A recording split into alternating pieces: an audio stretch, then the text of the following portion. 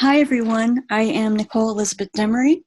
I am a B2B SaaS consultant, a product marketer, a go-to-market strategist, customer success evangelist, customer experience evangelist, community person. I could list like a lot of different things that I absolutely love to do. As a community person, I'm in the Shine Crew. I run Unicorn Think Tank. I'm a curator at Q. I'm in Growth Mentor as a mentor, and that's why I'm doing this. I'm a moderator at Growth Hackers, a top 15 product hunter. I'm probably leaving some things out. I helped create SaaS.community or SaaS Invaders. Gosh, I could go on and on about all the community stuff I do, but that said, part of that, all of it actually, is about communication and language market fit. And one of the reasons I absolutely love language market fit is because it is about how we communicate with our customers, how they communicate with us, and being customer centric. So what is language market fit? Well, you've probably heard a lot about product market fit. Maybe you've heard a little bit about problem solution fit. And if you look at what people like Brian Balfour are saying about product market fit, you'll see illustrations like this one. And this is just one of many. You can look at Sean Ellis's. There's a lot of them out there. Now, the way I like to view language market fit is that it is a part of product market fit. However, I like to start studying language and people well before I even get to problem solution fit, before I even test an MVP, any of that kind of stuff. I really deeply want to understand people. I want to understand who they are, how they're communicating, what their problems are, what jobs they're looking to have done, all that kind of stuff. And the way that I define language market fit is that it's a fit between the language that customers are using to describe their pain points, their problems, the jobs to be done, and the way we're describing the same. It's pretty simple. Does your value proposition, does all the language that you're using across all the channels that you're testing match the language that your customers are using? That said, this approach is not Steve Blank's customer development process, even though it involves talking to customers. If you want to look into his process that he's teaching at Stanford, Yale, and so on, you want to pick up his books. And it's also not a linear process. So in working with lots of B2B SaaS companies, I've noted that some of them like to skip steps, move steps around, however they want to approach it. The teams are different, their products are different, they're in a different stage. So it's going to be a little bit different every single time. This isn't a put it in a box kind of process. And what it is, though, is an approach to help you determine that language. And it's a small part of testing your business ideas, whether those are new ideas or a new company, or whether you've got an existing company and you're launching a feature, a new product, whatever it happens to be. Part of this process, especially for the early stage companies, I can't speak too much about enterprise because I don't really work with enterprise. I work with early stage, is getting buy-in. And I want to put that in quotation marks because You don't necessarily have to get buy-in from your dev team, for example, to move forward. Maybe as a product manager / co-founder or whatever double role you might be playing, which I see a lot in early stage. But it will save you so much time, money, and other resources to just go ahead and educate your entire team, especially if you've got like less than 20 people, on exactly what's going on and why this process is important, because it is a vigorous process. It changes constantly, and the direction that you're going in might change constantly as a result, and usually does. And that might be really frustrating for some of your team members.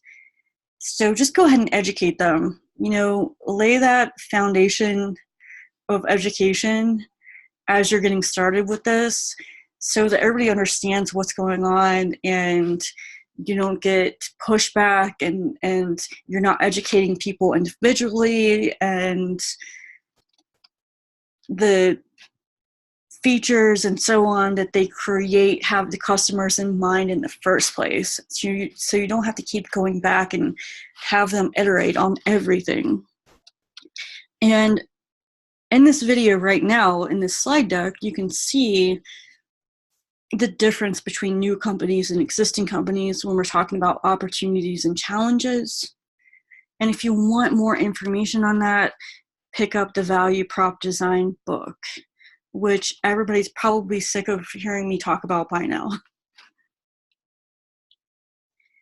My 5 steps to getting started with language market fit for B2B SaaS are to conduct market research, form hypotheses, design and run experiments, analyze what you learn from those experiments, and take action. There's a lot of different ways to conduct market research, from competitive analyses, customer discovery interviews, focus groups, observation, research studies, social listening, surveys, and a lot more that I don't even have listed here. But since we're talking about language, I'm especially talking about qualitative data gathering. Some of the sources and tools that you can use for conducting market research are listed here. Some of my favorite are Forrester, Gartner, McKinsey, Qualtrics, which used to be Temkin. And then you've got tools. I don't know a whole lot about Facebook and LinkedIn Audience Insights, maybe because I don't do much paid. Maybe I'm missing out there on the organic side though. But I do love Playbook UX. I do love Wootrick for customer experience.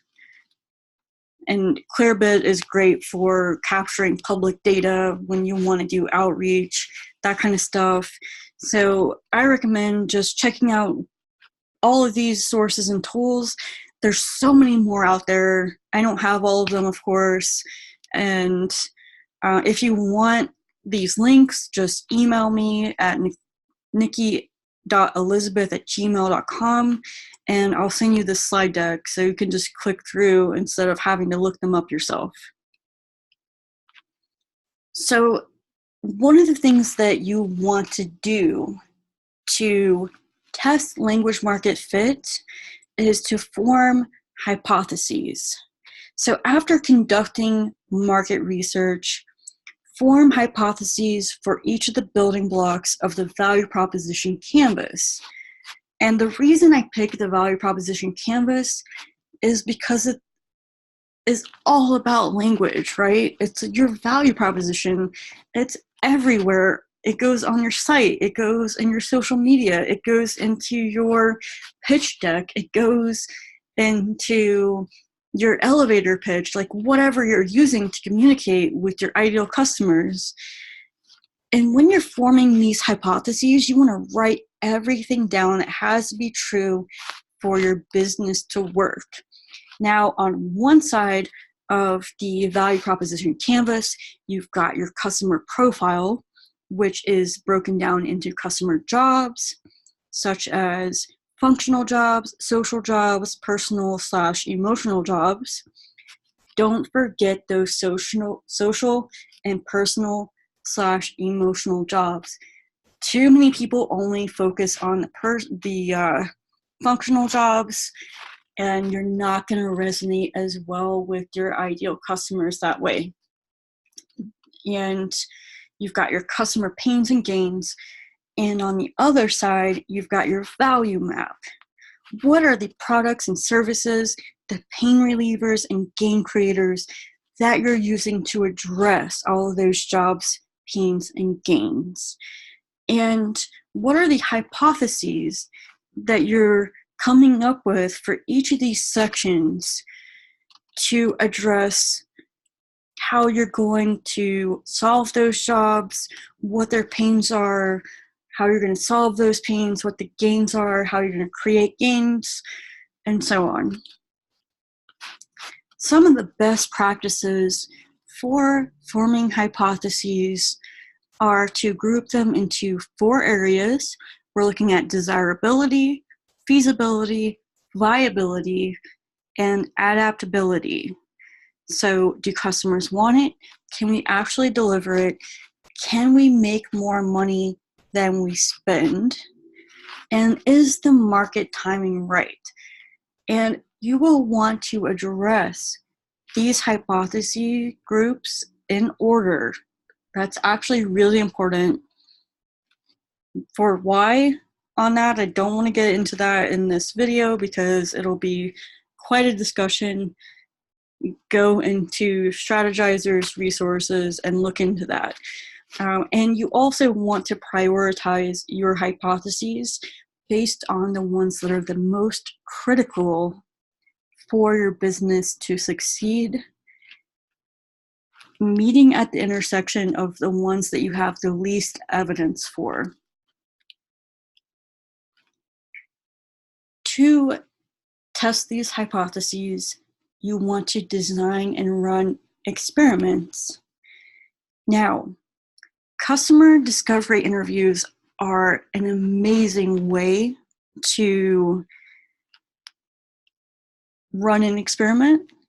However, one thing that I don't see people talking about enough, because if you look at Twitter, you look at LinkedIn, you look at Facebook, wherever people are talking about customer interviews, they're always talking about, gotta talk to your customer, but they never talk about the fact that customer interviews aren't actually giving you strong evidence. This is because what people say and what they do are 2 different things. So you'll want to pair your customer interview data with other experiments. Now, I'm not saying that customer interviews aren't valuable, because that's where we get our language from. You're going to take the language that you hear in your interviews and use those exact phrases and pain points and everything else that they're talking about in the copy that you're using across your different channels.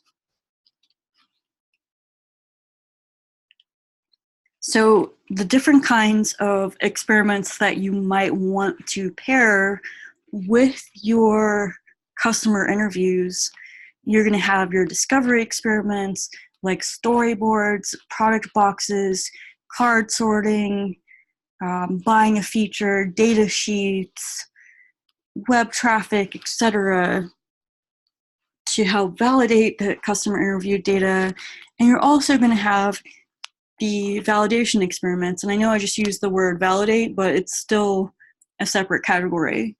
And with your validation experiments, you're gonna have landing pages, clickable prototypes, concierge programs, pop-up stores, all kinds of different other experiments. You can actually look at 44 different types of experiments if you pick up the Testing Business Ideas book that Strategizer just dropped. So when you've run those experiments And again, if you really want to learn how to do experiments, it's a lot more granular than what I'm covering here. There's a whole process to it. Pick up that book. But you want to take action no matter what, even if your results don't support your hypothesis, if they do support your hypothesis, and then if they do support your hypothesis, especially from your customer discovery interviews, and then your other experiments support that interview data, then you definitely need to take action. And you also need to share these results with a team, especially if you're a product marketer like I am. You want to communicate with sales, with product management, with marketing to provide the language that you've learned to those teams to use it in all of their interactions and all the decisions that they're making for customers. And part of the action that you're going to take for language market fit, with all that language that you've got, that you've saved, that everything does work out and you've validated some things, you're going to want to put that language on your website, in your email marketing, and your product onboarding, offboarding, your social media, your ads, traditional marketing, wherever it is that you're reaching your ideal customers. And say that you are winning these experiments every time, that means that you're not innovating enough. So like that's also kind of a warning sign. So you should be kind of failing a little bit to some extent on this process. And a couple of caveats. This is not a set it and forget it process. Language changes. The language that your customers were using a year ago could be completely different today. Language changes as your product changes, as the stage of your company changes. It's different across the globe. It's different in different regions, in different countries. If you're in the United States, you might find that some people will describe a drink as soda, other people describe it as pop. So really pay attention to that language, and you're going to have to personalize that experience to those customer segments to make sure that you're speaking their language properly. So that is my presentation on language market fit, getting started with it for B2B SaaS. I could go on and on and on about this. So if you want to learn more, feel free to reach out to me on Twitter. You can also reach me on the Growth Mentor community. And again, thank you to Fodi and Jessica for this amazing community, this experience, and thank all of you for joining me in this and listening to me go on and on about this already.